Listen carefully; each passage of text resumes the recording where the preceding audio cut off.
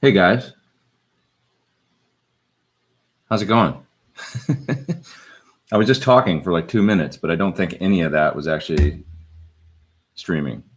So let me know. I think this is the first time I've used Google Chrome to do the live stream, and I think none of it got. I was talking because I thought we were actually live because I saw the chat coming in, but I guess what happens is you guys get to go in the chat early and stuff, and then the stream starts. Anyway, can you guys see me okay? Hey, from Russia, and Google's working better for me. Yeah, it's pretty good, right? It's like I tried this last week on like Tuesday or something. I gave it a try, and it seems like the video's really good, and the audio's good, and the whole 9 yards. And I actually have guitar plugged in.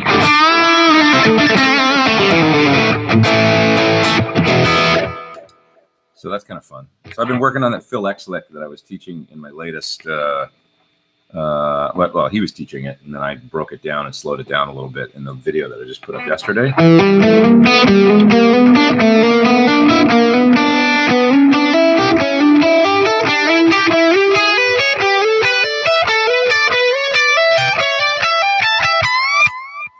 So anyway, I know it's hard for you to see the. Here, I'll play it one more time, and I'll like get back from the guitar, and you can see it. So it goes like.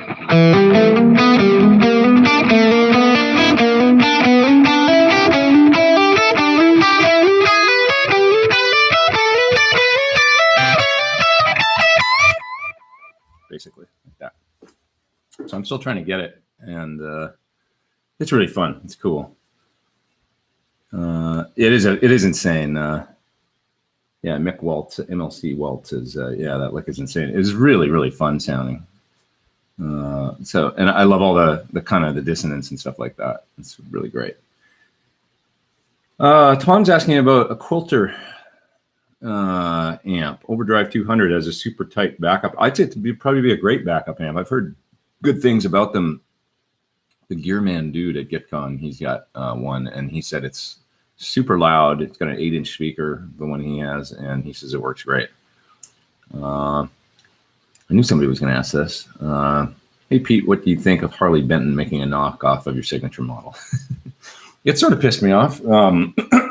Yeah, I was not that pleased because it's, but the main thing is they only really copied the cosmetics of the guitar. It's like different woods. They don't have any other features as far as the bridge or the locking tuners or even graduated post tuners. It's got a string tree on it. It's a bunch of stuff that's doesn't.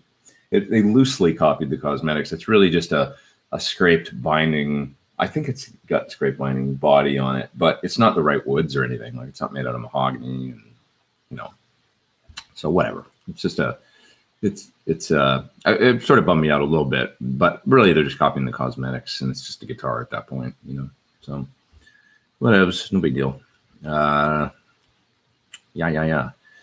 Mark says torn between an Ox Fryette and Rock Crusher just to attenuate high gain amps with a cabinet. Best pick. Well, in my opinion, I love the Ox, and it does a credible job with the attenuator. From what I understand, it's a way more difficult thing to attenuate than it is to load and reamp and maintain the tone and the feel. And the reason is because if you can do a reactive load then with a reamp, and the reamp is a tube power amp but relatively flat,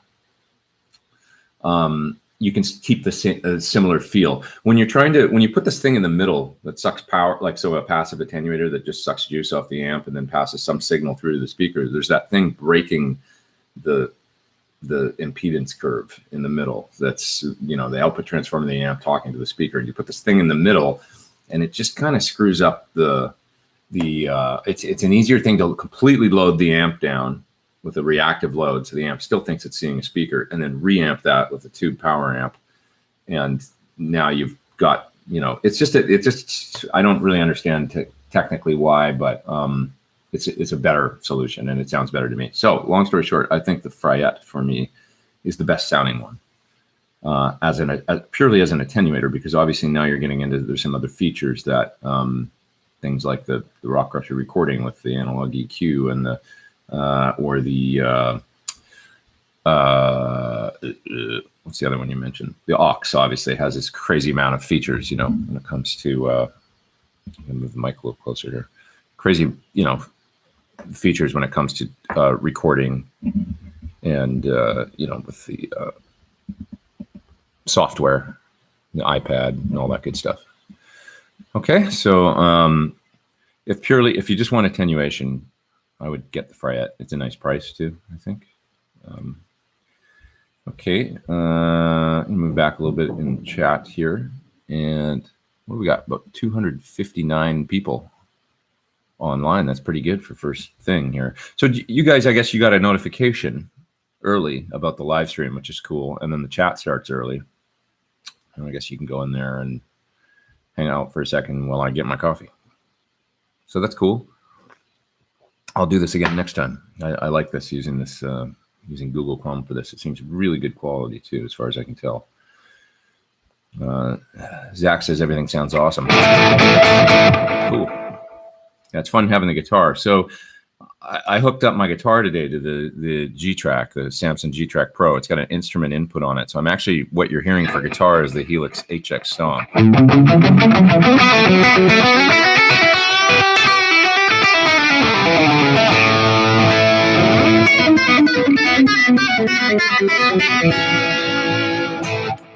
I've just got the Helix Hx Stomp.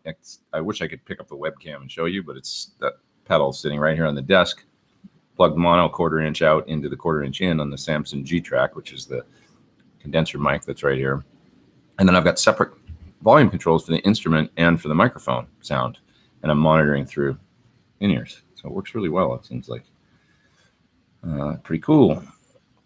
I found your channel via That Pedal Show. That's cool. So I found a video from GitCon 2017 that I did with That Pedal Show, and I'd lost the footage basically, and it completely slipped my mind that week that I had it. I did a That Pedal Show episode, and then we shot about 15 minutes after that, and I took that file from my channel, and I never did anything with it, which is really stupid of me, and I feel bad, but I'm probably going to put that up soon. It's just like a little, you could think of it as like a 15-minute outtake from the that's different content from the one that they put up with me a year ago. So anyway, I've got this me with the That Pedal Show guys it's a year old, but I'll probably put it up in like a week.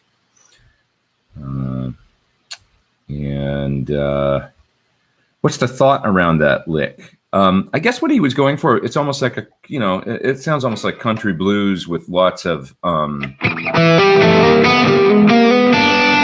close intervals, and they all he likes that they ring together. All that kind of dissonance as it's going by fast.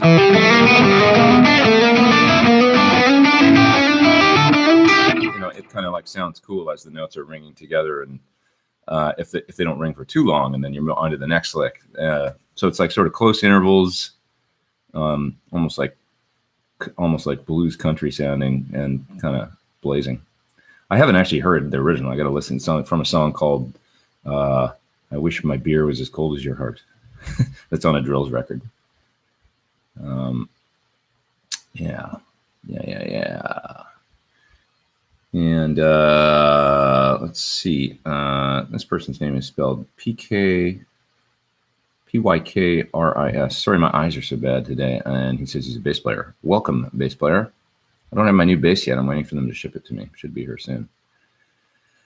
Who else we got here this morning?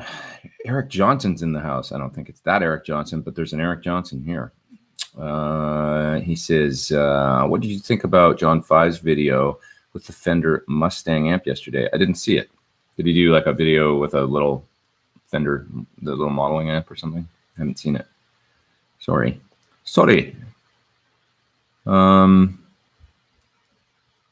Still getting used to this new little interface here. It looks different for me, guys, this week. And we got 300 people online. That's awesome. Excellent. So very cool.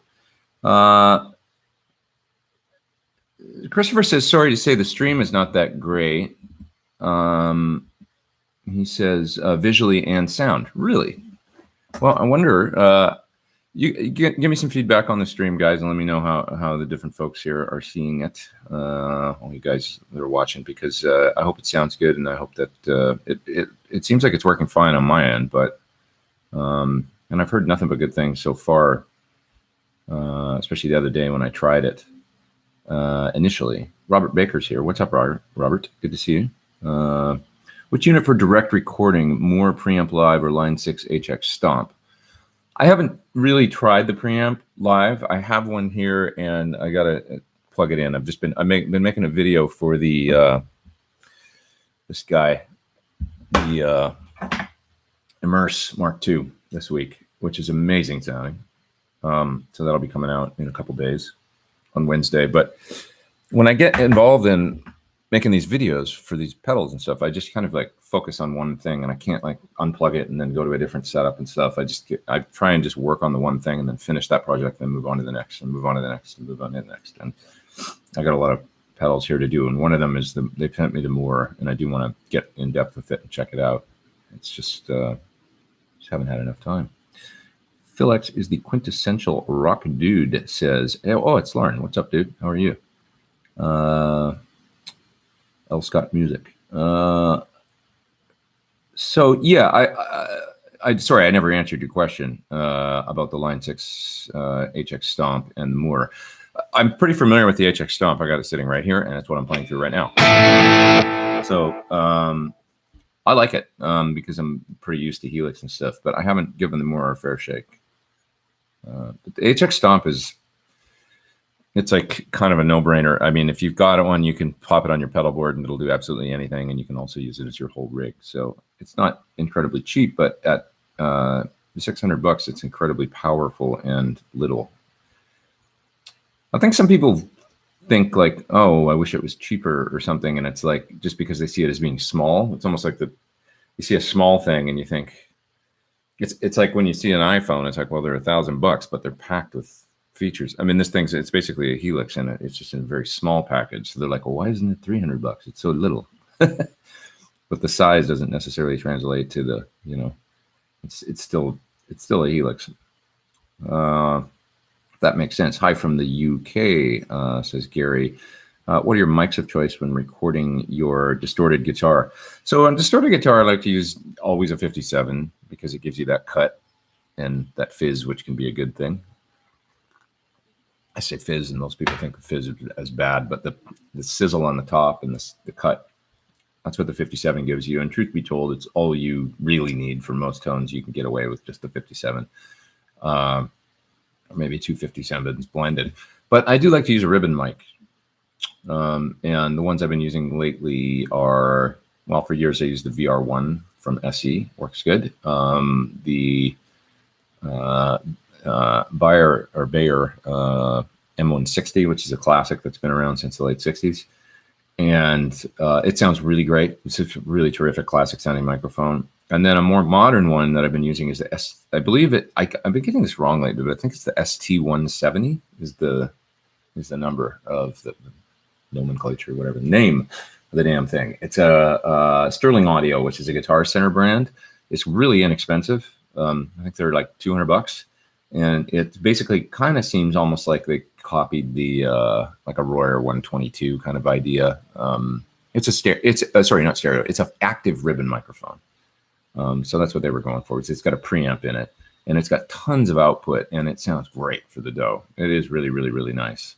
You know, I've never actually owned a Royer, but they're the classic. You know, the 121, the 122 I've used a bit, and it sounds fantastic as well. It's their active ribbon. It's the active ones. What I find about them is they don't sound as dark as a regular ribbon mic, because a ribbon mic on its own can sound kind of a little veiled. Sounds really nice on cleaner tones or warmer tones. It's really beautiful. But if you're doing cutting rock distorted guitar, generally you're going to find that you're going to have to start adding a bunch of EQ, and it's not as, they sound a little like slower than a dynamic mic, if that makes sense. Just the transients aren't as, you know what I mean? There's like a 57 or something. So with the 122, I found it's much closer to, you know, it gives you a more extended top end that where maybe you don't feel like you need to use the 57 as much. So look into that, and look into for a sort of budget version, I guess, that ST170. And let's see here, what else we got? Brett says, if I wanted to use the UAD PT100 and play to a backing tracks, where would I start? Just want something basic as I've never played guitar using my computer. Well, you'd get probably the most basic UA interface, something like the Arrow is the littlest one, I think. And then the backing tracks, what I use is a phrase trainer so that I can loop sections and stuff. And like if I want to solo over a certain section, so I use a program called Transcribe, which is available. It's Seventh String Media, I think is the company. So just search for that on Google and you'll find it. And you can slow them down and change the key using Transcribe. So it's really nice. There's like a Riff Station, I think is another one. There's some different programs that do this. And yeah, then all you would do is use UAD Console, which is a little software program that allows you to load up my plugin and, hook up some studio monitors or headphones, and you'd play the track out of Transcribe, and you'd play the PT100 plugin using UA Console. Yeah, pretty straightforward. Yep. You can add some delay and reverb and all that, and actually have a really, really nice sound just right out of UAD Console. Okay, and old guy says, Brett, you have to get the UA interface to do that. That is true, you do. To ever play Helix live in a live situation? So I had, I have a little bit, and I've been starting to use it now as my main backup as well. I set up in Japan a Helix and had it hooked up and ready to go. It was sitting on the drum riser for the last half of my last Japanese tour that I did with Kiyoshi. And so, it didn't end up playing it because my rig never broke down, but we hooked it up and we used it in rehearsal, and I played through it in the arena and stuff like that. And it sounded killer. It's actually really great. Sounds good in the PA, sounds good in the in-ears. So I have started to incorporate it. Now I have a foolproof backup. And really, when you consider that if you've even on a big tour and you're using great big amps and stuff like that, you could simply use an AB box and, have this where you don't have to have an entire, because let's face it, a backup, it's a backup. It doesn't have to be like an exact duplicate of your rig. It has to be a close facsimile or whatever. And if there's a problem, you go to the backup and you get through the show. That's the thing, get the job done. And even the biggest touring pros, I would think, should consider, as backups, they don't have to duplicate every single thing in their rig. They could use one of these things and just put it on an AB box. And if their pedal board or amplifier goes down or whatever happens, boom, just hit that AB and you're over and you're still rocking with your backup situation. So it's great. But if I ever had to do a one-off and I couldn't have my whole rig, or, they were like, we want to do one gig, but we don't want to, pay to card everything. It's a no-brainer. You just use that, And I used it in the studio as well on that trip to Japan. Wataru, which is Joshi's son, is a really, really good singer, and he's got kind of a reggae trip that he does. He's great. And so we went in the studio, and I took the Helix and did guitar tracks on his, and it's a single that's out now, I think, and that's what I used. So it came in really handy on that trip. Don't see any more problems with stream. Maybe it was on my end from Christopher. Good. Yeah. Generally with problems with stream, if you have an issue, just reload the page, and it'll tend to help rebuffer and help out. Thoughts on the Aldrich pickups versus the Thornbuckler? They're so different. That's from Eric Johnson. The Aldrich is way more high output, Alnico 5 magnet. It's like 17K or something, really hot, but doesn't really sound like a JB or something, like a mid-mom. I've got them in one guitar, but I haven't played that guitar for quite a while. So I would have to, really sit down with two guitars in AB before I could offer a really good opinion. There's a video though of a guy on YouTube I remember seeing where he compares them both. And he plays the same things on it, so Aldrich versus Thornbuckler. That's out there if you search that video on YouTube. Chat is jumping around a little bit, and let's see here. Lost my place in the chat. So I'm backing up a bit. Sorry, guys. Figure out where I was.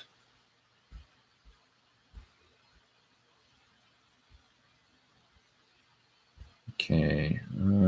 Did I consider a blower switch on my PT signature guitar to be able to do the loud, soft, low volume thing? I've got that on one guitar, my red Telly, that maybe some of you remember seeing. I haven't used it a lot. The last time I used that guitar was in the video for the guitar synth. The oh man, what is the name of the synth? The Fishman. And I'm not going to remember the exact name of the synth. It's cool. It's like a synth pickup that goes on your guitar and then, communicates with your computer via wireless USB. It's crazy. But I did a video for that, and I used that red guitar in it. That guitar has a blower switch. That's my only one that has a blower switch on it. The blower switch, by the way, is like, you can get it as an option on Surs, and it would go right about here, I guess. And what it is you can hit it, and it'll bypass the switch and all of the electronics and just send the bridge pickup straight through to the output. And what that gives you is like a, let's say you're on the neck pickup and you got it rolled down to like 2 for like a clean sound. Then you can hit that switch and just go straight to full volume, no tone controls, no volume control, no nothing. So it's almost like having a little A/B, lead rhythm switch in your guitar.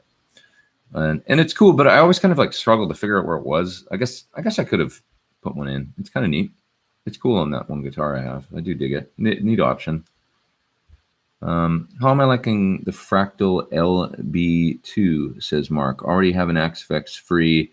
Seems like the best choice rather than a Sur. Feedback. You have to school me on one. I don't know what the number is. The LB2. Is that expression pedal? Because they have 2 expression pedals, a small one and a big one, and I'm wondering if that's what you're referring to. And they are really nice expression pedals. I have checked those out. LB2, tell me what that is. I'm not exactly sure. Have I tried the Sennheiser E906? I have used them just when they're there, at like for instance, I think that's what was on the amps at GitCon. They're cool because you can lay them right across the front and just kind of move them around, put a piece of gaff tape on the top of the cabinet once you find the spot. And it's kind of convenient not having a mic stand in the way.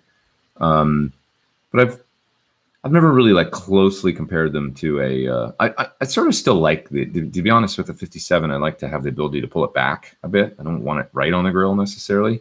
It seems like a good choice, but it seems like a choice of convenience, having the mic draped over the cabinet and then just kind of, it's easy, So it's like, but mic placement is a really big deal to me.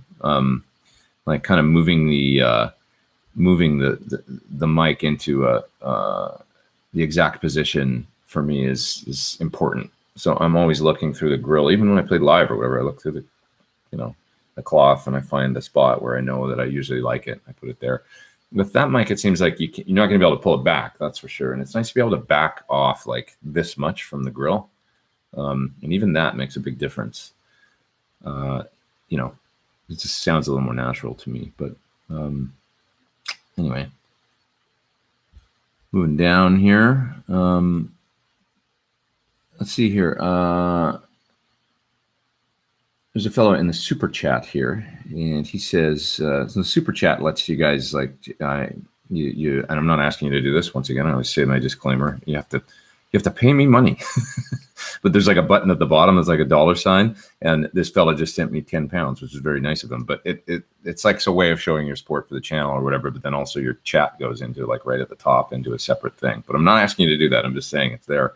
And somebody used it right now, so I should answer his question because he was very kind. He says, I just recently saw your bass video at GitCon, and that inspired me to start bass as well. So thanks for that. Bass is so much fun, man. It really is. If you're bored on guitar or you're in a rut or something, learn some bass lines. It's really fun. The other day I started learning Pump It Up by Elvis Costello, and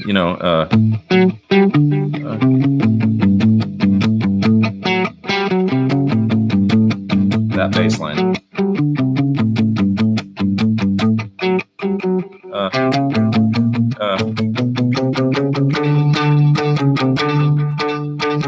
That's the bass line. And it's just so much fun to sit there and practice that bass line. and I'm using that to I'm trying to get better with 2 fingers, because I've been mainly like a 1-finger bass player, but the tone between when I try and use 2, it can be so much more efficient, but I don't have an even tone because my other fingers like underdeveloped when it comes to bass playing. So you need, it's a different technique than fingerstyle guitar, that's for sure. So it's just fun. I don't know. I love playing bass. Different thought process, and I like the tone. Secretly, I would love to do a touring gig on bass. Just go for a summer and just play bass. Have nothing but a tuner and an SVT and a cool bass, and none of these huge rigs that we always have to deal with as guitar players, and trying to figure out which of the 7 guitar parts you're supposed to play. You just play the bass part. Sounds fun to me.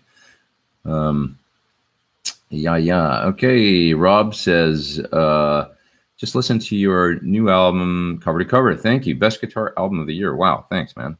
Incredibly tasteful licks, and keep it going. Thanks, man. I try and keep it tasty. I do. What DAW plugins or DAW plugins do you like to add by default to most of your guitar tracks?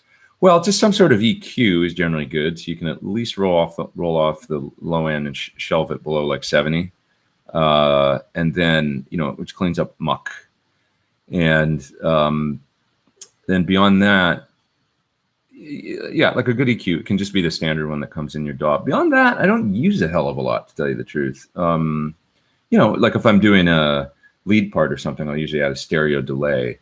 And I like Echo Boy a lot from Sound Toys. It's the ultimate kind of awesome delay, as far as like a software delay. But many times I'll just use the Logic, stereo delay or tape delay. That can work fine too. And so those would be the 2 things. Maybe a little bit of reverb, just to add a little bit of air to the tone. We've got Clifford in the super chat. He says, if you find a good riff and want to write a full track from it, what methods do you use to create a chorus part or a change break in the riff? That's a really good question. One thing you want to do is go somewhere, so you want to vary it. And, you have to kind of figure out if your riff is the chorus or if it's the verse. So, I'll give you an example. Like,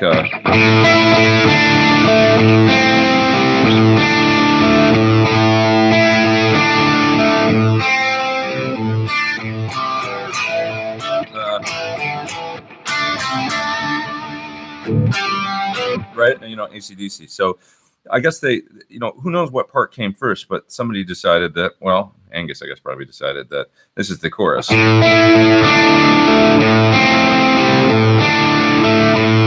Right? And,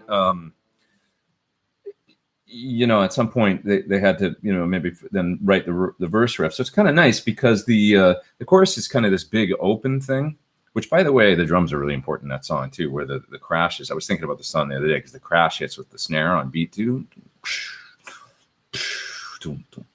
which is awesome.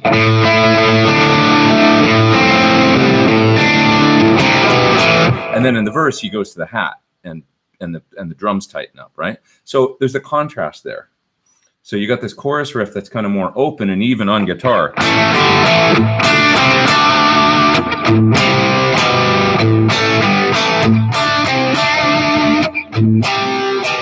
It's sort of a bit more broken, and then the chorus. It's such a great stony kind of mellow riff. But anyway, there's contrast in both the drums and in the guitar parts.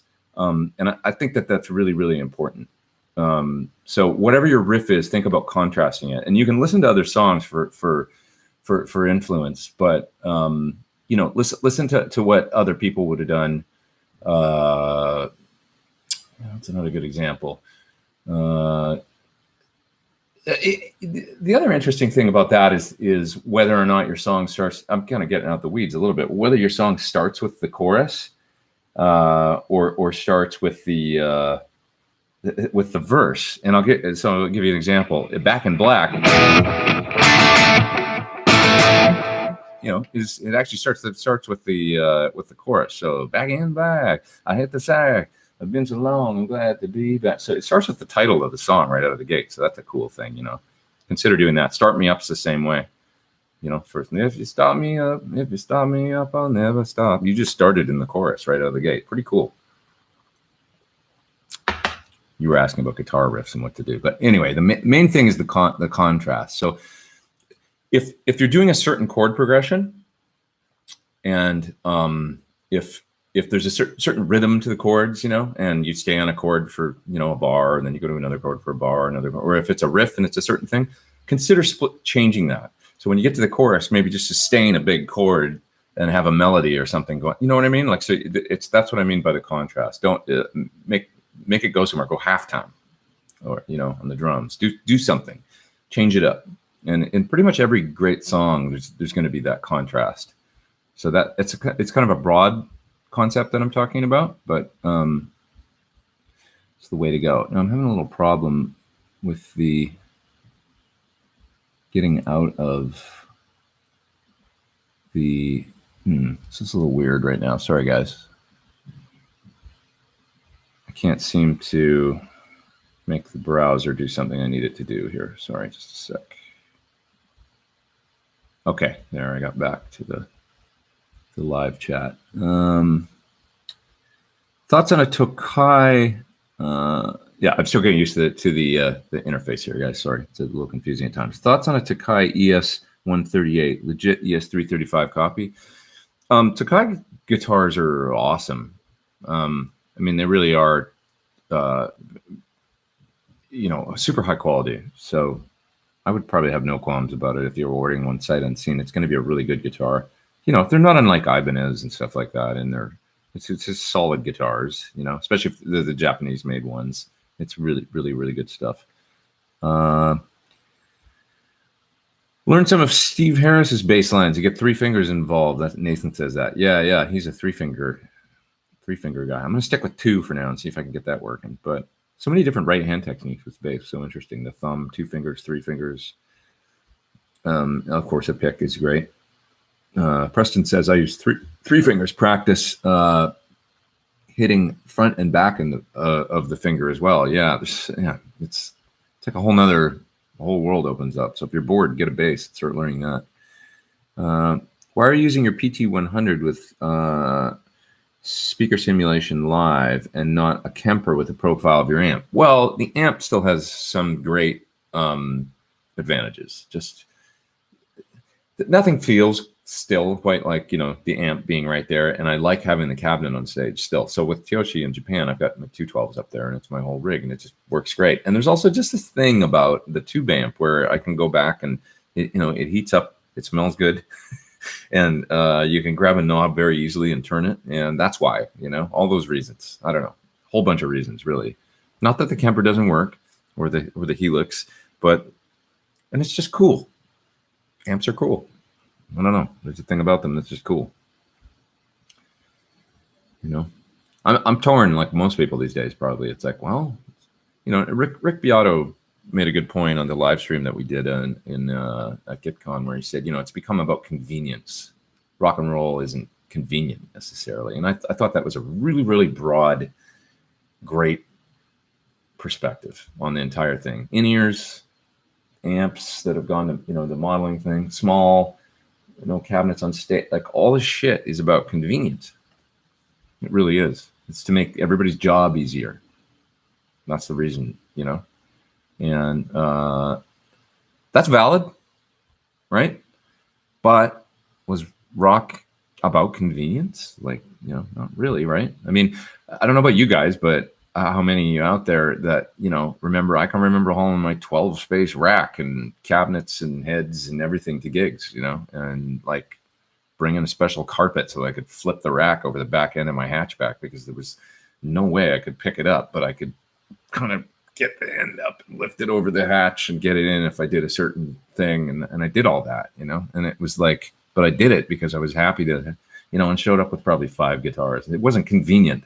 Was the furthest thing from convenient, but convenience was not first and foremost on my mind. It was that I was going to sound killer and have the stuff there that I felt comfortable with and that was cool. So there you go. Any ideas for remedying a guitar that suffers from headstock dive, like it's too heavy with the headstock. Some SGs do that a lot, and it can be a hard thing. There's not really any way to do it other than they're supposed to add weight to the body somehow, which isn't something you probably want to do. Moving the strap button can help sometimes. You know, you might consult a luthier on it and see if there's a place that maybe you could inconspicuously somehow, you know, try and change where the strap button is. But it can be tough, yeah, when the body's real light and the headstock is heavier, and I hate that. You know, I do. What's my favorite overdrive if I had to pick one? Too hard to pick. But I use an Archer a lot these days for lead. And I love the Klon type overdrives. I've really grown to appreciate them in the last 5 years or so. Most certainly. For silent stage and amp without effects loop, Sir reactive load. Oh, is this a question? Not sure. Oh, it is a question.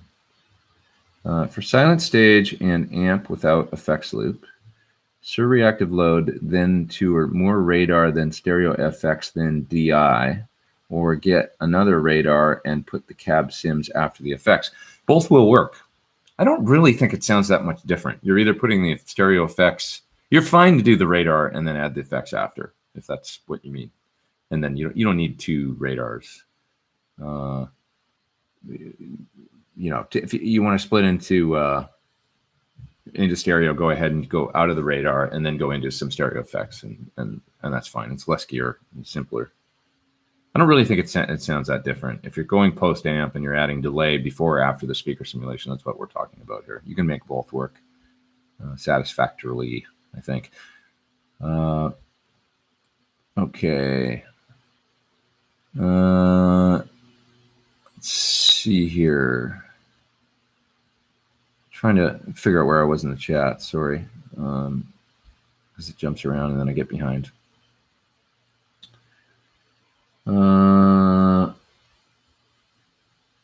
Why? Oh, I already answered that one. Okay.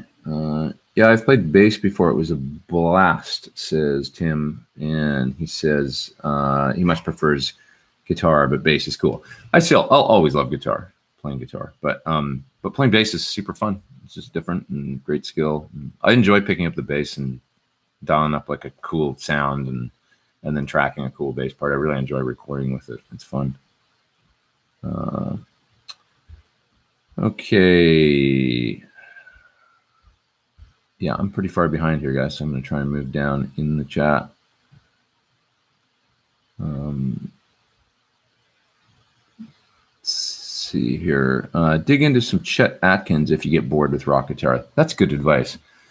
That's what I did for 2 years. It takes some dedication, though. That's from Super Motor Cat. Yeah, Chet was amazing and huge bag of tricks there and amazing style and stuff. Definitely. If you watch some of those old videos of, like, I think it's Chet and Jerry Reed, you could probably find them. If you look for Chet Atkins, Jerry Reed on YouTube, they used to, I don't know if it was like what show it was on. There was some TV show where they used to sit around and jam, and it was so cool. Maybe it was Jerry's show. I think he had a TV show for a while in the 70s.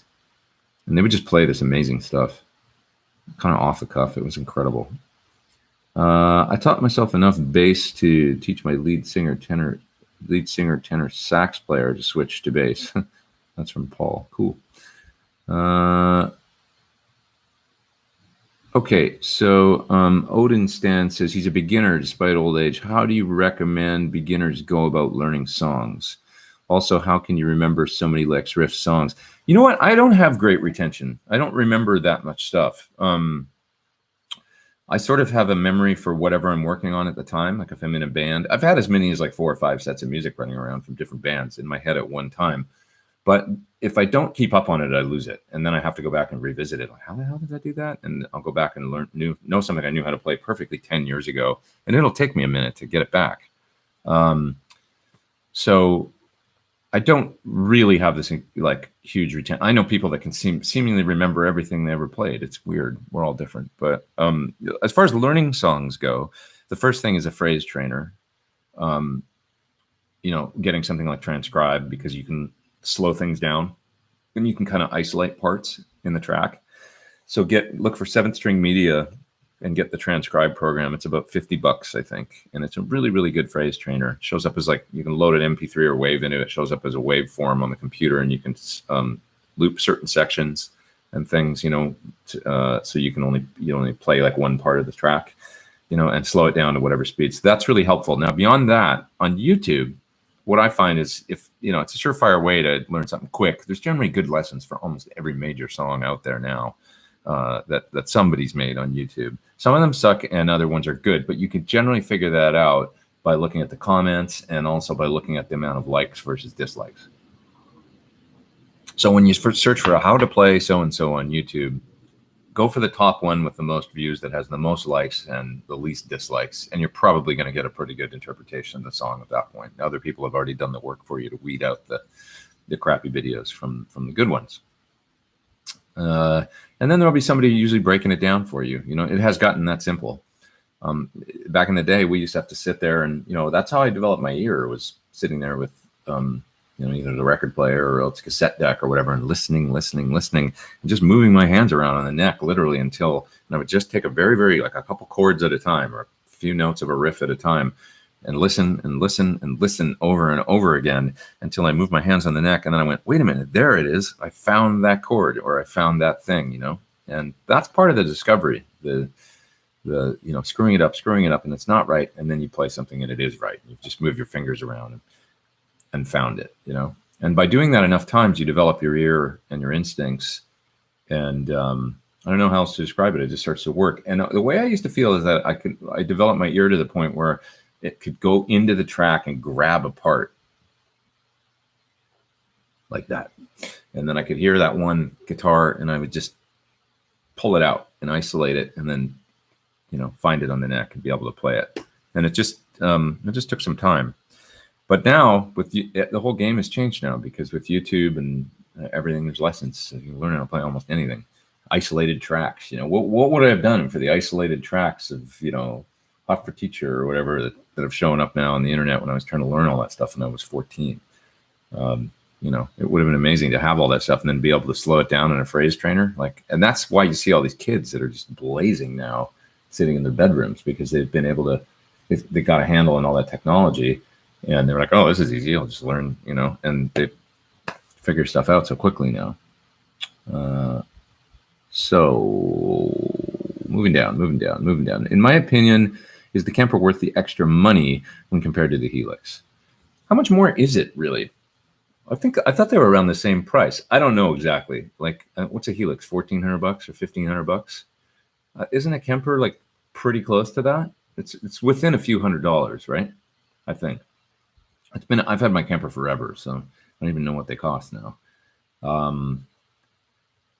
It's different, you know. It's a different device. It's very different in the feel and in the operation and the editing and the, you know, the Helix and it's like driving two cars that are just both around the same price, but the incredibly different features and stuff. They both go A to B, but one feels a different way operating it, you know. The Helix for me has the edge for sure in ease of operation. You know, in the editor and stuff like that, it's very easy. They've made it really, really nice as far as the editing goes to use. It's simple to me. The Kemper, though, of course, you can kind of profile your amps. So if you've got a nice amp collection, that's a cool thing. You know, this is a different kind of thing. Let's see, there's somebody up in the super chat. His name is Mark. He says LB2. Oh, LB2 is the load. Seems best with Fractal X load. Seems best with Axe FX 3 IR and FX. So the LB2 being a load, I'm not sure. This is from Mark. I'm not sure how you want to use the load with the Axe FX 3. Like, do you just want to load and down an amp and then use the Axe FX for effects? You could do that, and impulse response. Sure, that would be a very powerful rig. If you got a nice amp going into a load box, and then the Axe FX for impulse responses and effects. That's what you're saying, I guess. That would be, yeah, sure. You could do that. It would be a killer rig. And it's a great sounding load box, by the way. It sounds really good. There's, you know, lots of good ones out there now. The Sur is fantastic. There's that one. There's the Aux Those are the top ones, I think. And you're also saying, saw you have a Friedman butter slacks in some videos. Thoughts? I have used the butter slacks a little bit. Yeah, I used it in the video with Doug Pinnick that I did where we played Dogman. So I used the PT100 and the butter slacks. The butter slacks has a very, very aggressive kind of, metal distortion. That's great. It's a great metal amp. It sounds fantastic. My amp is a little more like you can play metal with a PT100, no problem in heavy tones, but it's a little more geared towards classic tones, I would say. So it's going to be a little bit more in the camp of the, if you had to compare it to a Friedman amp, it's going to be a little more like the tone of the B50 or B100, I guess, with the, the butter slacks is a little more full on aggressive all the time. And it sounds great. I actually really like it. I think it sounds terrific. Definitely a nice amp. Okay, moving down. In your opinion, how important in-ear monitor is? That's from Fashery. Like how important? Like what kind of in-ear monitor, or how important are they in the world today? I'm using them right now. Sorry, I don't quite understand your question. For me, in-ear monitors are always a compromise, but they're useful for some things, like exactly what I'm doing right now. On stage, I prefer to not use them, but most gigs you kind of have to these days, and they do have their advantages. The advantages are your mix never changes. You can walk anywhere on the stage and have the same mix. That can also be a disadvantage, by the way. Like, what if you just want to hear the hi-hat louder and you used to be able to walk towards it? Now I can hear it better. Oh, I can't because I got these things in my ears and my mix never changes. Advantage and disadvantage. Yeah, so I got a lot of mixed feelings about them. Anybody else see Steve from Boston, Tone King, and Your Man Dude slam on John Suhr and Pete Thorn? I didn't see that. I don't think they would have done that. But I think slam might be might be harsh, because I know Steve and I know Gear Man Dude. I don't know the Tone King that well, but I know those other guys a little bit better. And Gear Man Dude is a great guy. As are, those other dudes are cool.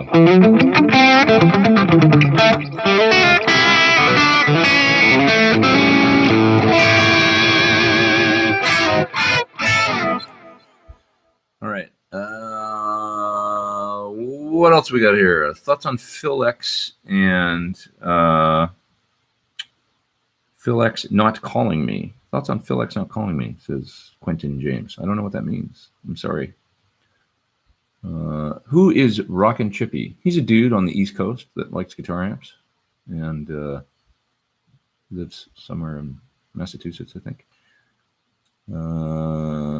Okay. Al says, wow, that's such a lost art, listening to records and training your ears. I agree. I'm not sure the copycat lessons on YouTube give you that. Keep up the fantastic work. Thank you.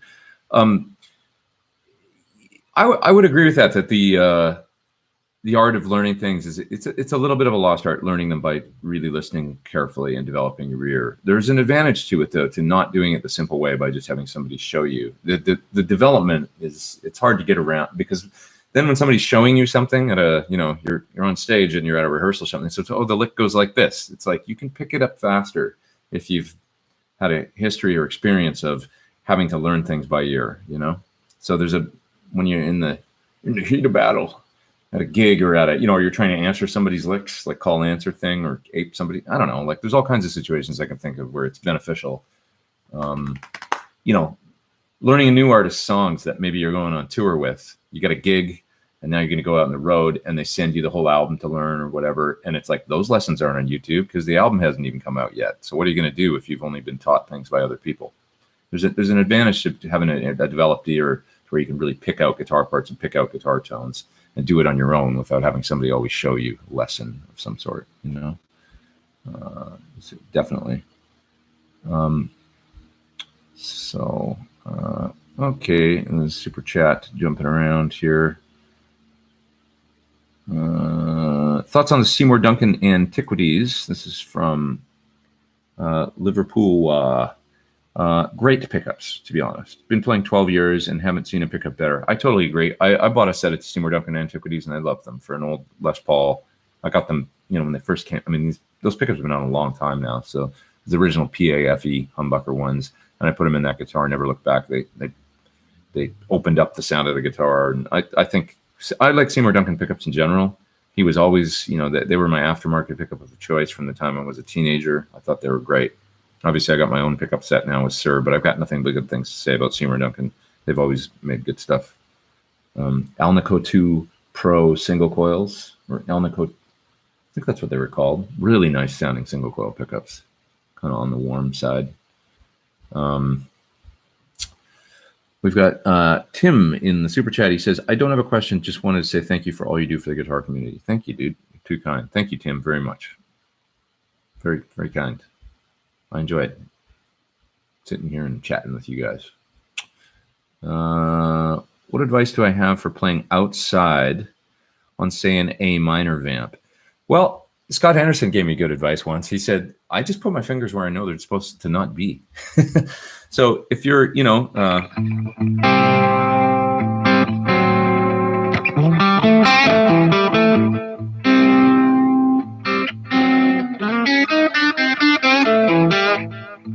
don't know. I just moved my fingers where they weren't supposed to be. And you can just experiment with that. All I did, sometimes I slide up a half step. Right?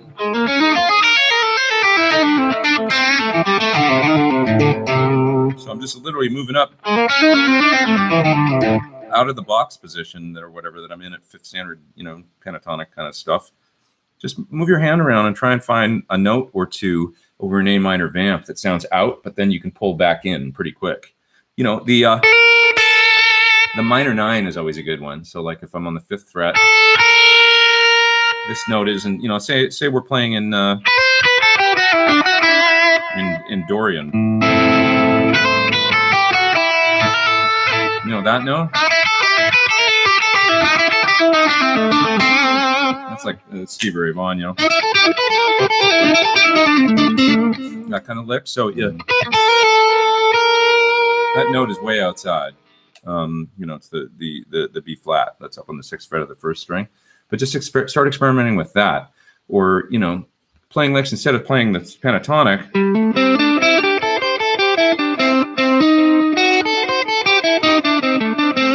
Sort of lean more on the flat 5. So. I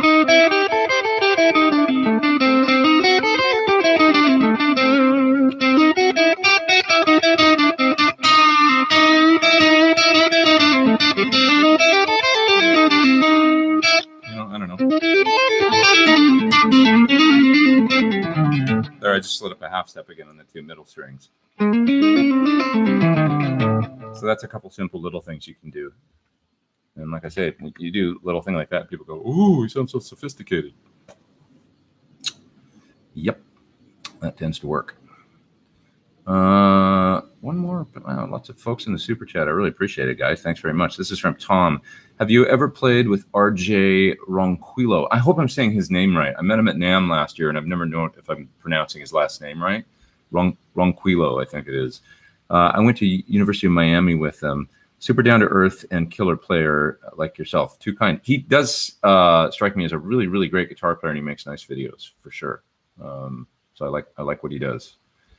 I've never played with him. I met him once at this. He came by the Sir booth last year at NAMM, and we got to say hello. And I was with, excuse me, I burped. I was with Tim Pierce, and we got a nice photograph together. I remember that. Favorite David Gilmore solo? Probably Comfortably Numb. I mean, Another Brick in the Wall. Pretty great. Like I love the phrasing in that one because of all the breaks and the holes in Another Brick in the Wall. It's like he's talking to you in a really beautiful way. There's a lot of holes in the phrases and stuff, and it's not a typical tone either. I think he recorded it with a 56 Les Paul, and he did it DI, which is really interesting to me. And then they were like, okay, it's just too dry, and so then they reamped, and And so this is kind of neat, you know, the story behind how they did that. Really unconventional. Well, it's not like unconventional guitar playing necessarily, but he does his signature, you know, the big bends and all that.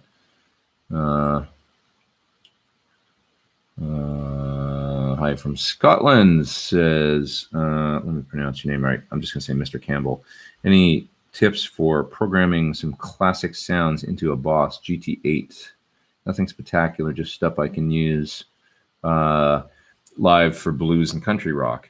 I would probably like start with a 59 Bassman amp model or something like that that's in one of those Boss GTs, and then I would add something I could use for slap echo, like a tape delay, and I would probably run it in front of the amp. Then I would probably do a compressor of some sort if you want to play country, and I would probably do a spring reverb of some sort and a tremolo, and just have that all kind of on, and put it, I don't know, GT8, I can't quite remember, but I think you could put those on individual pedals, kind of like a pedal board, and then just have them there, maybe in an overdrive or something for solos, and that would be it. Those are kind of your key things for that style of music, I would say. Slap echo, reverb, tremolo, the effects of the day, kind of whatever they were, classic kind of blues, country blues kind of stuff. GitCon was just great. No negative or any put downs. Yeah, everybody there is very supportive and cool, and there was a little bit of drama, everybody, wondering like, oh, what's going on politically with the whole thing and everything. And it's like, man, we're all just going there to make videos, to make free content for the internet, basically. So it's like, it's all the spirit of everybody going there is a good thing. Nobody's getting paid, that's for sure. We're all going there and basically sacrificing a week of time. It's a beautiful place to go, and they fly us there and they put us up, but we're all there to make content. That's it, So it's the vibes are good. Everybody goes into the room with just a good creative kind of we're just hanging out and having fun, playing guitar and talking guitar. Basically, that's it. Yes, there's companies there and all that, but it's like, don't you think from watching the videos, all that kind of is secondary? It's like, I think anybody watching the good content that comes out of it, like I'm really proud of the videos that I've put out there with Phil, and I've got one coming out with Rick Beato where I was sort of like, what's jazz? It's sort of like jazz for the rock guitar player. Like I can't play jazz, so tell me a little bit about your approach on guitar, because he's a wonderful jazz player. And so we had a great discussion, and so that'll be coming out. The video of making the bass that I put out this week, I thought that was really, I think it's cool content. It's fun to you get to see those craftsmen and what they're doing, how much time and effort is actually put into one of these expensive. Yes, they're a lot of money, but they're being made by these dudes that are like, putting in, you see the guy in his hazmat suit going in and spraying the lacquer on the, and then sanding and stuff, and the amount of care and stuff that they put into the instruments. They're working hard. So hopefully people find the videos interesting. They get that the vibe is, all our hearts are in the right place, I think. Sorry, I'm just going to look here. It was up in the top chat there, just looking for somebody's comment. Okay. And then I just lost my place. Apologies. I've gone all the way into the chat. Give me 1 second here to figure out where I was. Can you do a YouTube video about composing guitar songs and how to use a delay right on a lead sound? Yeah, I mean, there's no right or wrong way to do it, really. For lead, sometimes I like to use... One thing that I'll recommend is if it's in compositions that you're making, you're doing recording at home and stuff like that, you want a good lead sound, consider how much stuff is going on in the right and left channels, and factor in whether or not you use a stereo delay, because sometimes a stereo delay can just muddy up. Like sometimes you're better off going with a mono delay, say right up the middle on a lead guitar tone, if there's a lot of rhythm guitars happening out here. Keep the lead guitar focused up the middle, including the echo. But if you've got a little bit more space in the track, then you can start getting into stereo delays. And the question is, do you do a stereo delay by just offsetting each? So let's say you've got each side a different delay, right? You could do one side as a quarter note and one side as an eighth note. That's kind of a cool thing, like 500 milliseconds and 250 split. And that gives you this big wide kind of image. But you can also do a thing where you've got, say, just like one delay is 400 milliseconds and the other one's 397. And then you get this stereo image because they're slightly different. And that can sound a little bit more focused, but yet still stereo. And then some things, like this is one thing that's nice on the Helix and stuff. If you're using it for delay, you can then pull in that stereo image. So you have a width control where you can vary how wide you want it. And so you could make it kind of 10 and 2, or it's almost like I think it's just called width in Helix Editor, but you can pull the delay in. So all those things you should factor in when considering adding lead guitar delay, to your track. How busy is the track, whether you want the stereo bouncing around thing, a lot of width, or maybe mono just right up the middle with maybe like an analog or tape style delay. So that's the other factor. How dark do you want the delay? Do you want more of an analog tape? The tape's not necessarily dark either, by the way. The analog is always the darker thing. A tape can still be bright, but it's still kind of crunchy and got some degradation to it. So which character do you want? It really depends. And sometimes the digital delay, the straight up digital, is the right choice. Okay. It's a lot there, I know. I guess I could make a video about the different types of music and when I would consider using each one, and whether delays in front of the amp or post. Lots of things to consider. Paul says he has 68 pedals on 2 boards. What? He says 25 are overdrives. I use everything live. I go through a plexi with a power soak. The idea is to get post-production sound live. It works, and in a trio keeps it interesting. Do you really have that many pedals? I think you're exaggerating. That would be amazing. I'm Sucking Wind says, I thought GitCon sucked except for Pete and Phil X video. Oh, come on now. What about my bass video? That was cool. No? Good bass lesson if you want to learn bass. I've seen some other good videos from there. Rick Beato for instance, made a great video there. This isn't like in one of the GitCon rooms, but check out his video that he put out on. He makes these great videos on appreciating songs that maybe you haven't in the past. So he made a video about a Pearl Jam song that's on the 10 record. And he made it at GitCon, and it's a really wonderful video. So check that out. It's called What Makes This Song Great. That's the series. So if you go to Rick's page, find the latest, kind of one of the latest ones he did, and it's the Pearl Jam song from 10. I can't remember the name. What a great video, He talks about, little things like a note the bass plays that really makes the chorus special, or a certain drum fill that lends impact, in a certain part of the song. And it's great watching and great listening.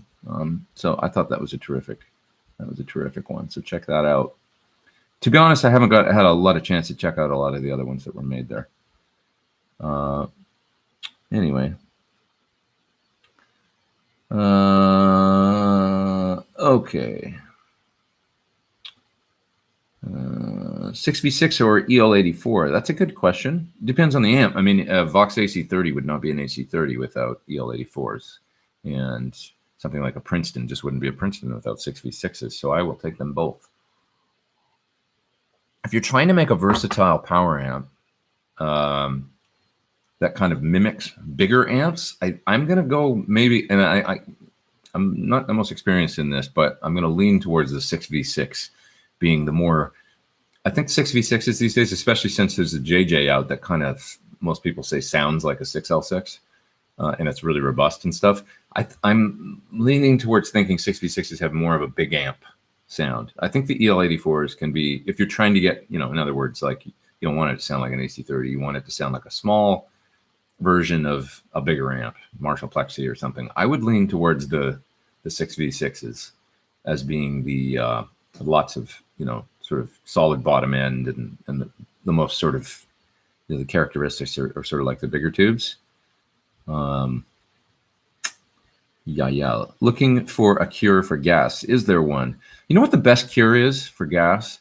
Get stuff that you really love, and then occasionally try other things, and you go, no, the stuff that is the best that I already got is the best, and I don't need to. And so that's the way I feel a lot about, like, people ask me, have you tried this amp? Have you tried that amp? I don't play through a lot of amps that I like more than the PT100. You know, if I do try another one, I'm generally like, yeah, it's cool, but I got a great amp, you know. And occasionally I'll experiment with other things. I always come back to my amp, and I have for like 10 years running now, because it just does what I want it to do. So get whatever your thing is. My recommendation is get your gear, sell what you have to get the money, or save up the money, whatever you got to do. Get what you want, what you know is great. And then you're never going to want for anything else. All the way back to when I was a kid, I got a Jackson that was basically a San Dimas Charvel. Great guitar. And it was the boutique shred axe of the day or whatever. And this was in 87 or whatever, 86. And I got that guitar, and it played so damn good. And everything else that came out, there was some other cool guitars that would come out. The Ibanez Gem or this thing would come out or whatever. And I'd pick them up and go like, my guitar still smokes these, I think. Not smokes, but, you know, I'm happy with what I have. And that's a good feeling. So to not sort of compromise and get the things that you know are going to make you happy.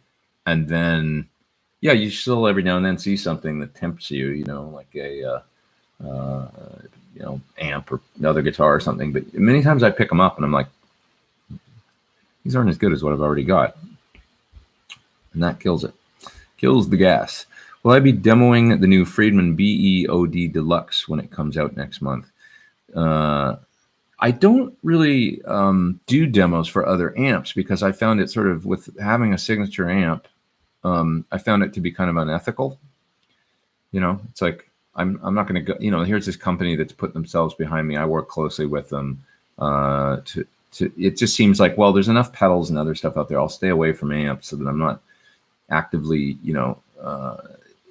experimenting with these other products and things online. I just did that for John, basically. He never asked me to either. It's just something I decided would be right. It didn't seem like the right thing to do to me when there's enough other guitar stuff out there. So I stay away from amps generally. You know, I generally do the pedals and, you know, other guitar related stuff. Software is cool to me. Modelers are cool.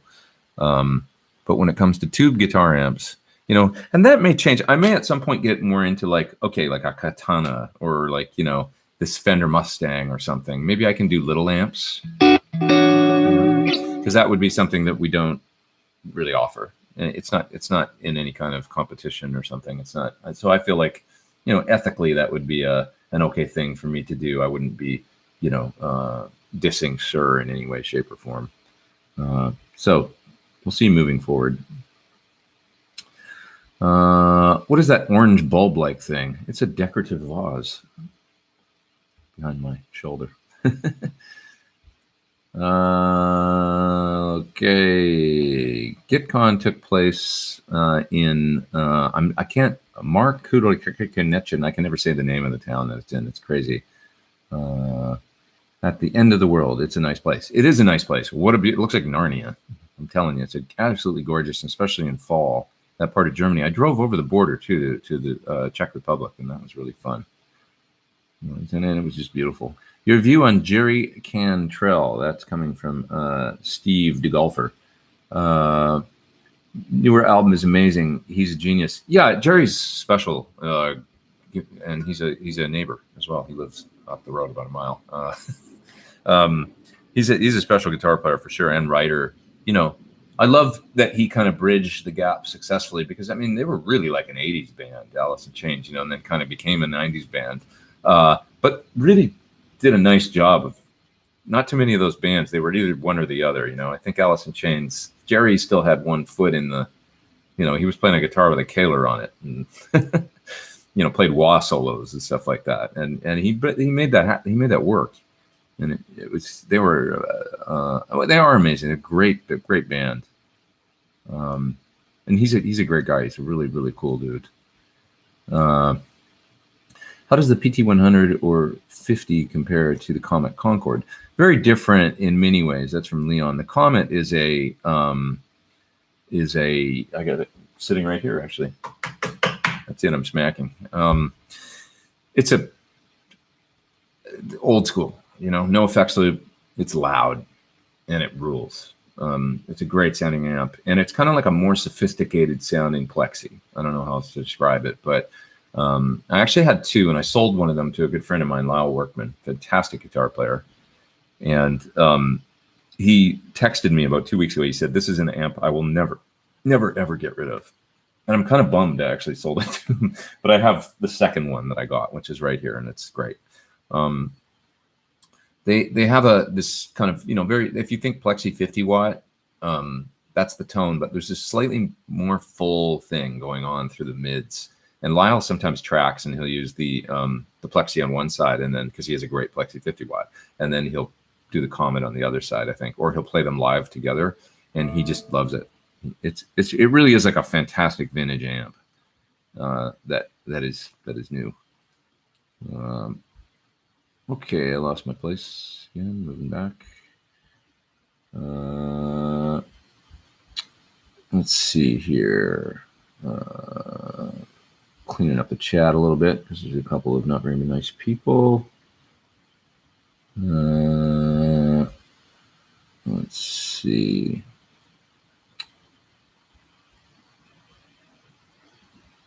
Okay. Let's start from right here. Rick Beato is great, says, waiting for an alibi. All of the pros are great. Phil X, Beato. The rest gets a little spotty. Well, it's interesting. It's like the sort of the conversation about the YouTube guys that are mainly known for YouTube, or pros that have also migrated over to doing some things on YouTube. I get what you're saying. There's a few people though that I feel like are, you can learn things from all kinds of people. I try and maintain an open mind about it. I do think it's great at an event like GitCon if they do incorporate as many sort of, gigging pros as possible. I think that that's a valid thing. I think that if it becomes too much about sort of just the YouTube guitar thing, I don't know.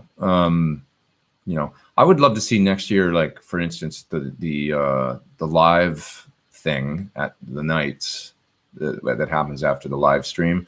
If there's a band playing, I would love to see some bands, like whether they're local bands or like German bands, or it's a Warwick famous hosted events, and maybe some endorsers or something. But I would love to see maybe more than just the jams where we're getting up and playing or whatever, the folks. I think it would be better to have some, like a little bit more like what you see coming out of like the Sir party at NAMM or something, where it's some really great performances. And then, incorporated by maybe, getting up a few of the people to jam and stuff like that. I think that would be a good thing to keep it a little bit more. The only problem I have with jamming is that it gets a little bar bandy, like, and I think that people expect a bit more than that. And anybody can be guilty. I can be guilty of that. If you show up there and people are just like, well, let's do a whole lot of love. It's like, really? Like, again, it's the only problem I have with it. Because how many times do we need to hear a whole lot of love again in our life? Let's do I'm Going Down, whatever jam song, it's like, I don't know. I think that it might be a nice showcase those nights for, some folks to bring their band and do like a cool set of music, and then maybe with a jam tune or two. We're going to bring up somebody, and they're going to play with us, or whatever. And it's a kind of a bit more like, a little bit more like that would be, I think, valid. Let me know what you think, But I think that would be a good thing, and keeps it a little bit more high quality, like the music, rather than a random jam. I'm just not personally such a fan of, that can work great if you're in a bar, and everybody's drinking, and it's like end of the night, and it descends into craziness or whatever, and nobody really remembers what happened the next day, right? But in an internet streaming context where somebody's 10 time zones away or something, they're sitting there with coffee watching it, and it's like this, I don't know that it translates, the jam thing coming out of, headphones or in-ear buds on a computer, you're live streaming it, and it's like, it better be good is my thing. It's got to be really high quality, or else people are just gonna be like, what is this? Like madness, Let me know. Discuss. Let's see. What's the biggest aha moment in your playing or career? That was coming from Tom in the super chat. That's a really good question. Biggest aha moment.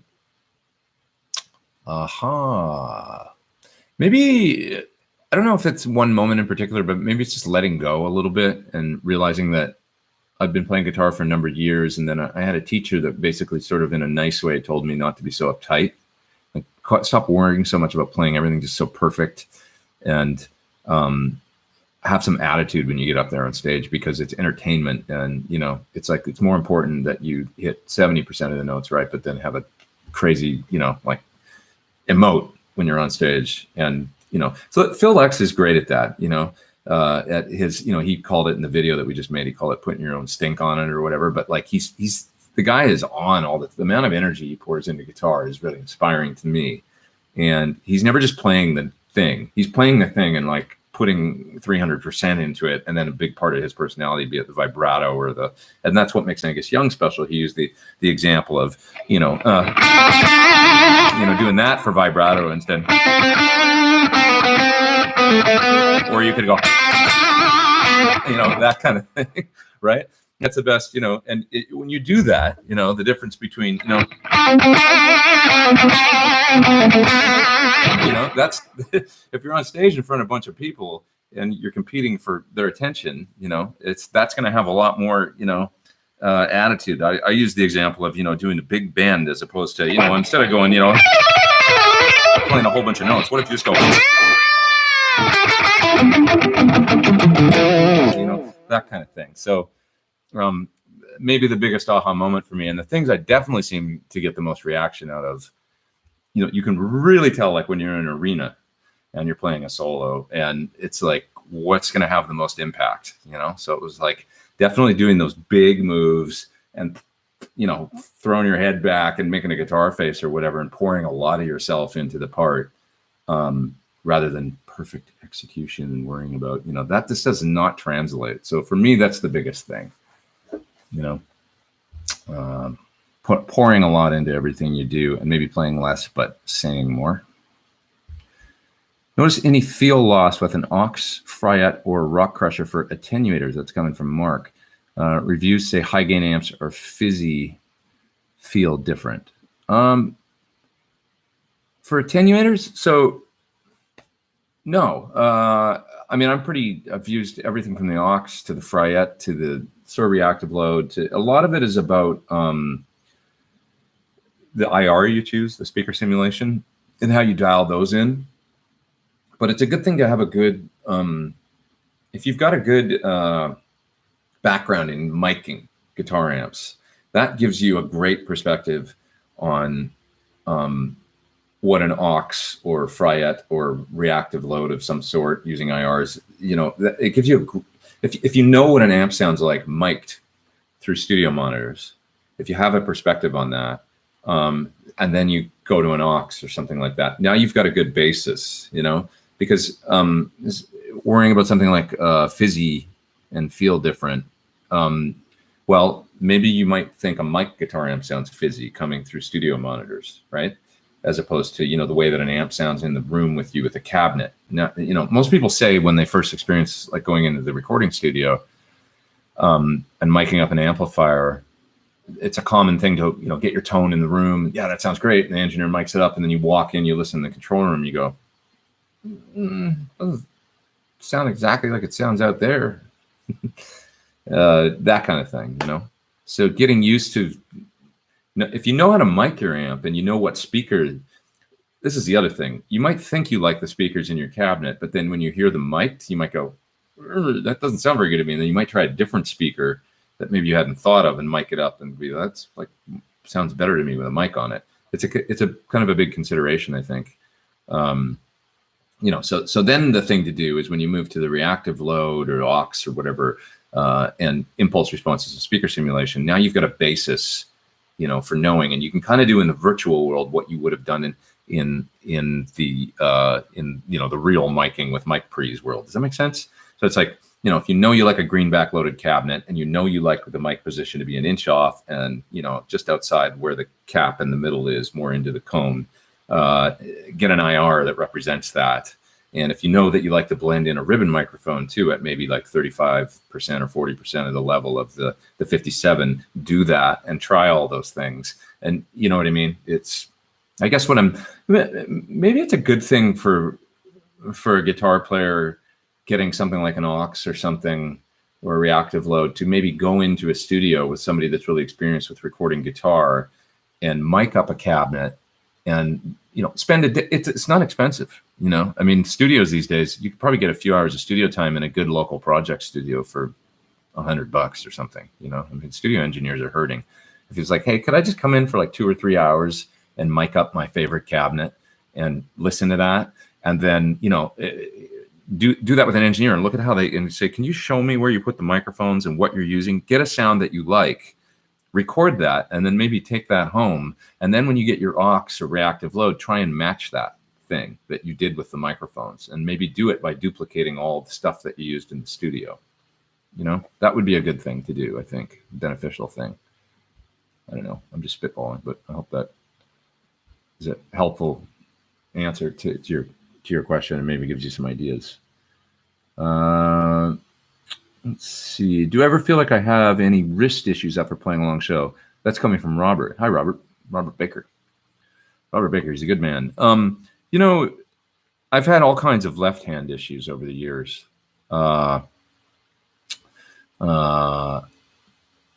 Mainly it can be your wrist and the angle and stuff. I wear my strap pretty high these days because I just resigned to, that's the most comfortable thing for me. I can feel it right now in my left hand. Like I have weird tendon things and all kinds of stuff going on.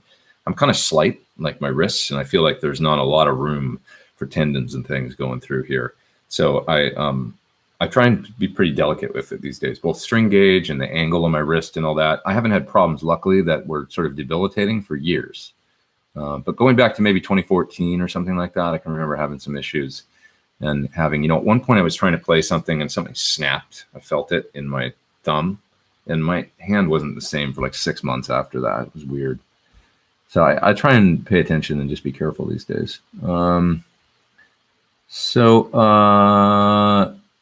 Marmalade Cream says, I feel that way. I think he's talking about the miking thing I was just talking about. I feel that way about vintage 30s and Marshalls. Love them when I'm standing off axis from the cabinet, but way too bright when I mic it up. Exactly. That's what I'm talking about. V30s would be a prime. You know, although the V30, when you mic it up and you listen to it solo, it can sound like, but then you hear it in a track, and it's like, oh, well, all that 2K or whatever, the one kind of MIDI frequency that it has, I would have added that anyway using EQ to get the guitar to poke out once the drums are kicking in the bass and everything. So it's having a good awareness of all of that stuff when you're getting into something like an aux or reactive load and impulse responses, or even if you're using a Helix and a Kemper, you know, it's the age old, you know, making the guitar sound good on its own versus how it's going to actually work in a track, which can be two different things entirely. Okay. Let's see. Mark is in the super chat and he says, just using to attenuate is aux best, cost aside. I'm going to say no. I like the aux a lot. It's got a usable good attenuator. And if you've got an aux because you want to use it for recording, it's great. Just to buy it as an attenuator, it's $1,300. And I would rather see you spend that on the Fryette. And I have no affiliation with Fryette. You know, but it's the best sounding load. It's going to sound the most natural, less mid-rangey, and more, the feel is much like, you know, you can plug up in a Plexi or a 5-watt champ or whatever into that Fryette and use it as a reamp, and it works really, really, really good, I think. So for what you want to do, and it's half the price. Now, if you want to record, and you know, the aux has all these incredible features that make it, you know, I use mine all the time, but I use it as a load and for recording, so it's a different thing. Let's see here. Mark Horse 66 says Paul McCartney's latest album, Egypt Station, shows what a gifted songwriter can do even with 70 years. Yeah, absolutely, man. I love that Paul is making music and putting out records, you know, and I just think that he's one of the biggest inspirations as far as keep going, man. You know, like I wish Jimmy Page was doing what he was doing, you know. I wish he was as prolific and just kept making music, making records, and come on, you know. One thing I wish Paul would do is get in another band. You know, I wish he'd joined a band with like, you know, because I always use the example of the thing he did with David Gilmore. If you guys haven't seen, he got together with Ian Pace on drums and David Gilmore on guitar and Paul McCartney. And then it was a guy from the Pretenders, I think, was the other dude. But and they did kind of a tribute to old, was sort of like to Dwayne Eddy and stuff, I think, kind of the music that they grew up listening to. And there's video of that somewhere, probably on YouTube. But what a cool band. That's a cool band. Like, get together, go in the studio, make a record, give it a new name. You know?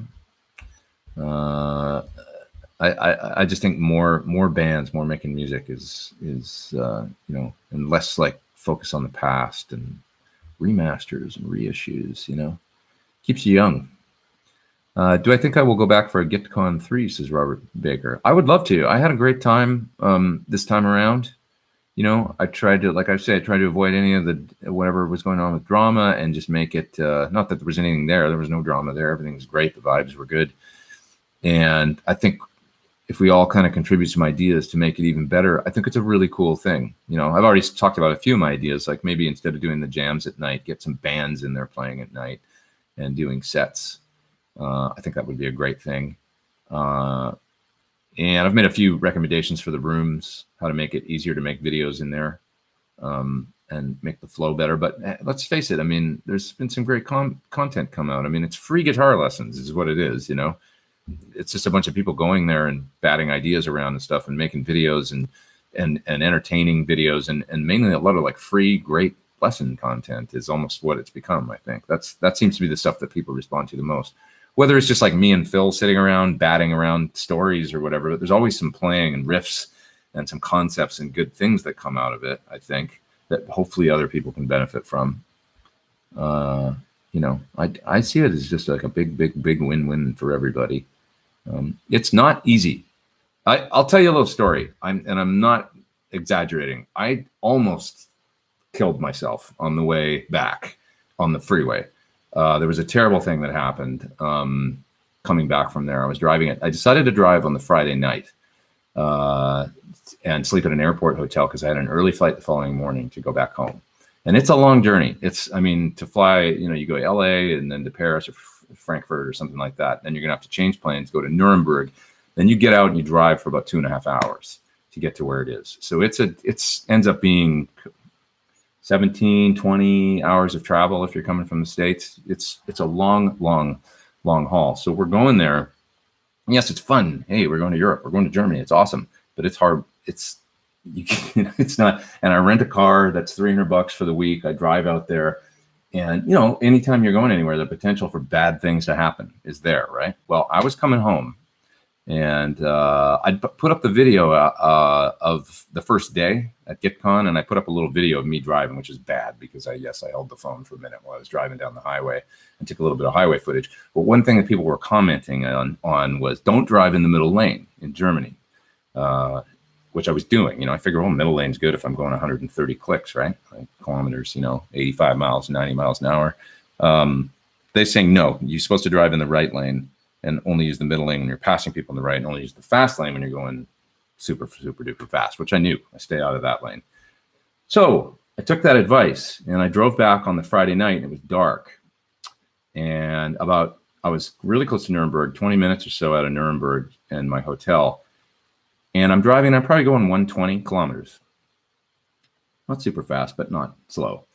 And all of a sudden in my face is a trailer. And I you know, it was one of those things where, is there something there? Like, is there something up there? What? And then there it was. And it was a guy driving in the right lane. He was driving a VW Passat, and he had a trailer with no lights on the back. It only had 2 little triangle reflectors on the bottom, which I saw at the very last second. And I didn't hit him. I slammed on the brakes, and I was driving Toyota, it was called a CRX hybrid. I hate this thing. Front wheel drive, terrible handling. Slam on the brakes, just locked it up. And there is this trailer right in my face, and the car starts fishtailing, something to do with regenerative braking. And it was incredible, the fishtailing thing. I'd never experienced that. I drive a BMW. I'm pretty sure if I had my car, it just would have, you can get into trouble in my car and it'll get you out real quick. It's a nice thing about BMWs. But this car, fishtailing one side to the other, and I just started compensating, going back and forth, and all of a sudden the guardrail's coming at me, and I swear to God, this happened like 8 or 9 times. The fishtailing back and forth, right to left, and I just was like white knuckle, like trying to deal with this because the trailer was right in my face. And anyway, the railing's coming up, and then I'm going this way, and I felt like the car was going to roll because it's kind of high center of gravity, short wheelbase. And I went back. I don't know how I didn't hit the guardrail. I don't know how I didn't hit the guy. I don't know how I didn't go to the left and then just roll down the Autobahn, because it felt like it was 5 times like, oh my God, here it goes. And I just kept compensating, and I pulled it together. And I've never had anything quite like this happen in 25 years of driving, in the last 25 years of driving. It was horrible. And I thought a lot about it, because it was like, I thought, what would have happened if you would have rolled and then you're on the Autobahn, because people are going like 180 in the fast lane? Where would the car have ended up? And what happens to the next guy coming behind you, and how that would have gone, And even if I just would have smashed the guardrail, whatever, and managed to pull off the freeway or something. But I thought, I'm not making any money this week. I'm out here doing this just to make these videos, and because I love it, and it's fun, and I love going to do this stuff. And it really made me think, like, any of the bullshit or like trolls or people putting up things and stuff, it's like, man, everybody there that could have happened to, and we're all there making this long trek to get there and do the best that we can. And just so think about those things, even when you're giving people shit. Like, if there's a video put out by, somebody that, and you're like, oh, I don't like this video or whatever. Think about the fact the guy took like, it was 40 round trip hours of travel just to get there, and they took a week off, and they're not making any money or whatever. That's just I'm just saying, I'm not looking for sympathy, or I'm not looking for whatever, but it's like, it's hard work. And at the end of the day, we're all just trying to make fun stuff to watch. That's it. So we're all just trying to contribute and stuff like that. And it's like, I don't know, I just feel like we deserve a little bit of the, like, hey, cut everybody some slack on the whole thing and stuff like that. And for the most part, 99% of the people out there are like, with great comments and compliments about the whole thing, and saying, man, great videos, and you guys just, so it's like, but there's always the trolls and shit like that. But if there's one troll out there watching this, just know that like that bad shit happened. And it's like, I'm just really trying to do a good thing, that's it. And I think everybody's going there with that intention, trying to do a good thing, make some fun videos, and just contribute something to the guitar community. So we can make it better next year. We can do all kinds of things to try and up the game and all that. But at the end of the day, it's just supposed to be some fun guitar content. Okay, that's enough about that. Thanks for listening to my story on that. And Tom says, sorry, last question, I swear. That's okay, Tom. Tom contributed $10 to me in the super chat. You can ask questions all day. He says, what is your philosophy on life? Oh my God. Now you're going to get me off on a tangent. Any info on, this is better. Any info on the locking tremolo bridge you have on your signature model? So we have received some bridges, and I'm going tomorrow actually to put the final version of the bridge on this guitar as well as on another one. Just check it out. And then we'll announce what we're going to do, I guess, as far as the bridge. I love it so far. I love this one. I want to put the final version on, give it a good, test. And then we'll see. I think no matter what, there's going to be some people that are geared towards the, the classic Goto, simple design, the 510 style design. And there's going to be some people that love this thing. So I'm going to be using this, I think.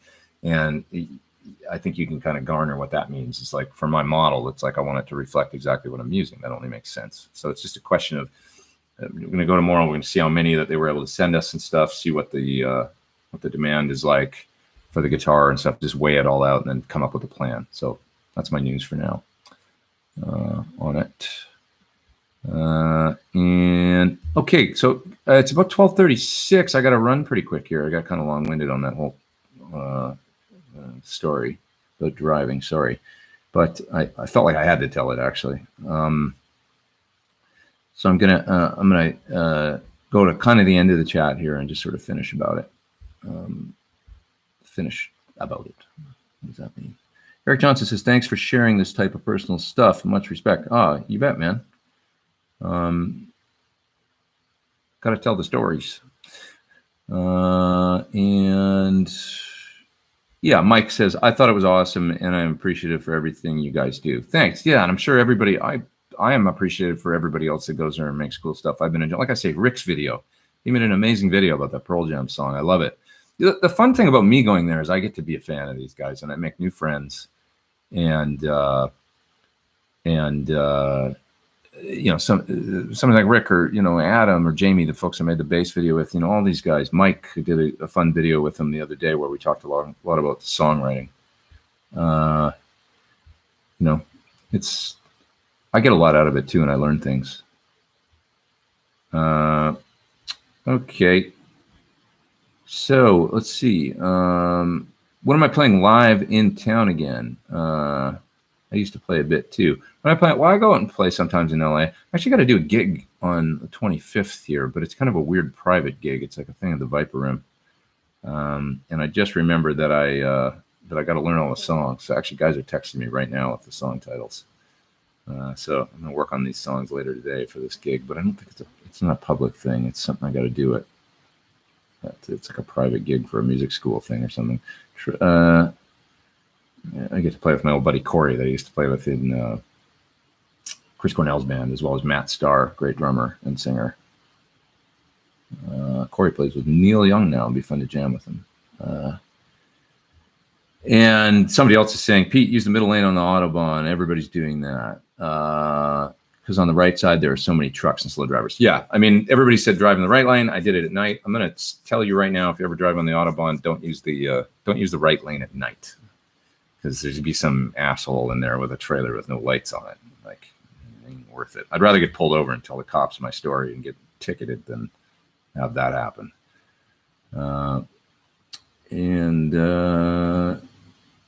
Let's see.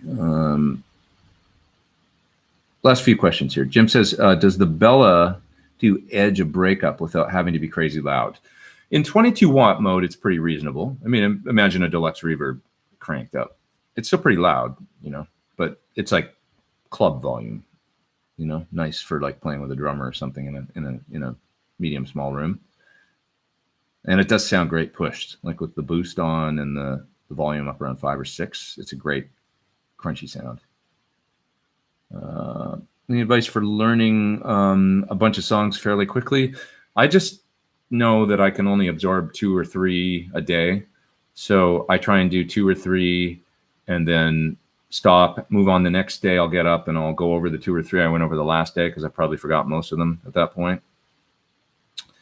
And then I'll add another 3 to that. And then I'll get up the following morning, go over the 3, you know, like that. And I do that for about 3 or 4 days until I've, you know, hopefully gone over everything I need to learn. And then I take a day where I just go over everything. So that's how I do it. I just know my limit is only a few songs a day. I can't really absorb too much more than that. One time I learned 22 songs in 48 hours, which was crazy. And then the gig never ended up happening. I still got paid actually, but they had to pay me. But yeah, that was bonkers. I think there's like 24 songs in like 2 days. I worked my ass off for 2 days straight. Just learn. I couldn't believe the amount that I actually learned. So I know I can do it. If I had to learn like 20 songs in a couple of days, I can do it. But it's, you know, you close the door, turn off the phone, and just bury yourself for 12 hours, and then get some sleep and wake up and do it all again. Let's see here.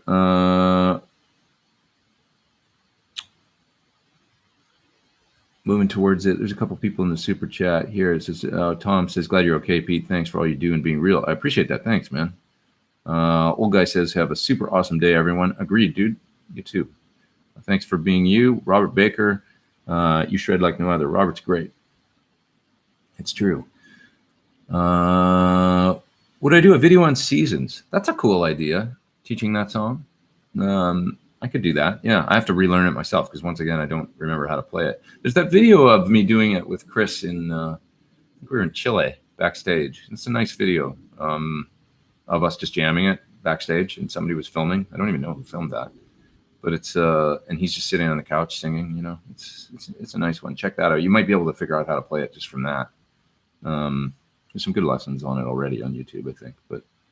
I honestly, if I had to pick up a guitar and play it right now, I couldn't play it. It would take me an hour I'd have to go back and relearn it. See here. Oh, sorry. I can't read that. Keep up the jamming, dude. I shall. Thank you so much. And Mark sent me 99 cents via the super chat. You're too kind. Thank you, sir. And ever coming to Houston, Texas is Jack. I haven't for a while. I got to get another U.S. touring gig before it happens, I'm sure, but hopefully, or maybe for a clinic. Let's see here. Special tuning for that song. Yeah, Seasons is a special tuning. I think Seasons is F, F, C, C, C, F, I think, but I'm not 100% sure. I can't remember right now, but I think that's it. Bunch of more comments just came in. Just finishing up with a few of these. Were you in the video that was in the recording booth? It's Mike. Sorry, I don't know what that means, Mike.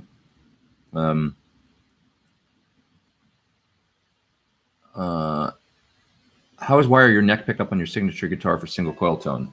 When the switch is all the way up, it's single coil. So.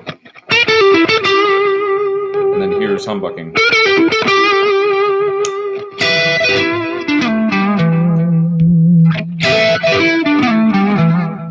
Okay, so it's basically like opposite what you might think. But I was finding myself using the single coil sound a lot. So I did it. I had them wire it so when it's all the way up, it's single. And then humbucking to this position. This is both humbuckers. This is the inside two coils, single coil. And that's bridge humbucker. That's bridge humbucker in parallel. Yep. So, okay, you guys. I'm gonna jet. What tuning do you use most? Standard E? Yes, I would say most for sure. Regards from France. Hi, France. What's up? Hope to see you sometime soon. I was just in Paris, changing planes last week. Is there anything in particular that I'm woodshedding right now? That Phil X leg, the one that I did earlier. See, now I wonder if I can remember it. Let's see.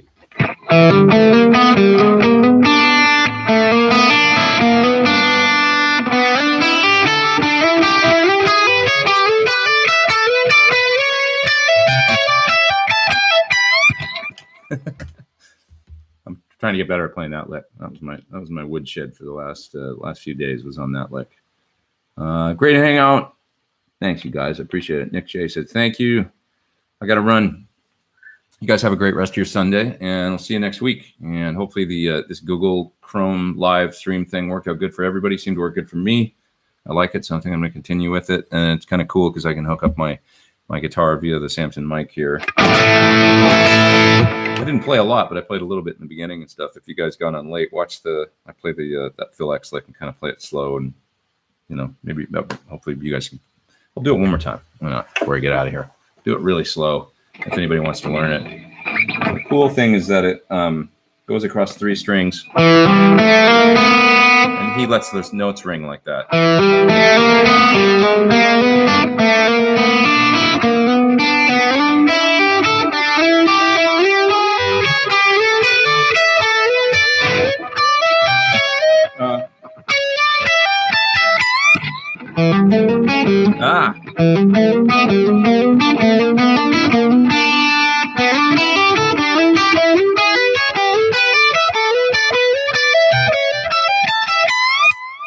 That's a fun lick.